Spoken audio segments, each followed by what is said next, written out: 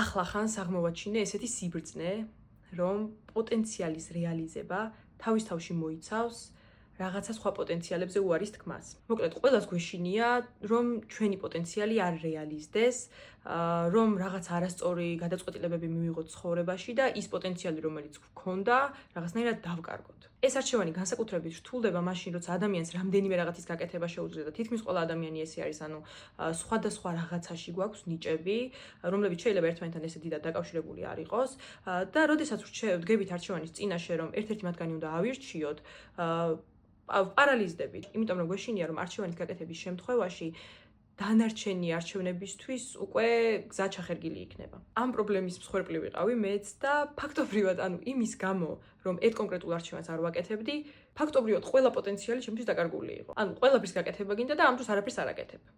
და ამ პრობლემის გადასაჭრელად სხვათა შორის ვიპოვე ერთი სავარჯიშო, რომელიც გონი ჯეფ ბეიზოსმა გამოიგონა, მაგრამ დარწმუნებული არ ვარ, don't quote me. სავარჯიშო მდგომარეობს შემდეგში, რომ უნდა ჩამოწერო 20 ინტერესი, რომელიც გაქვს და რაღაც რასაც სიამოვნებით გააკეთებდი.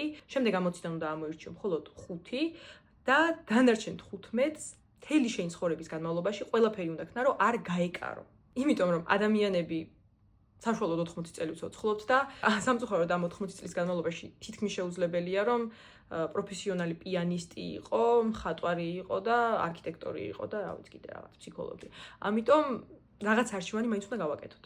მოკლედ, იმის თქმა მინდა, რომ არ შეგეშინდეთ არჩევანის გაკეთების, იმიტომ რომ არჩევანს თუ არ გააკეთებთ იმის შიშით, რომ რაღაცა შესაძლებლობებს დაკარგავთ, ამ პროცესში მთელი თქვენი პოტენციალი გაიფლანგება.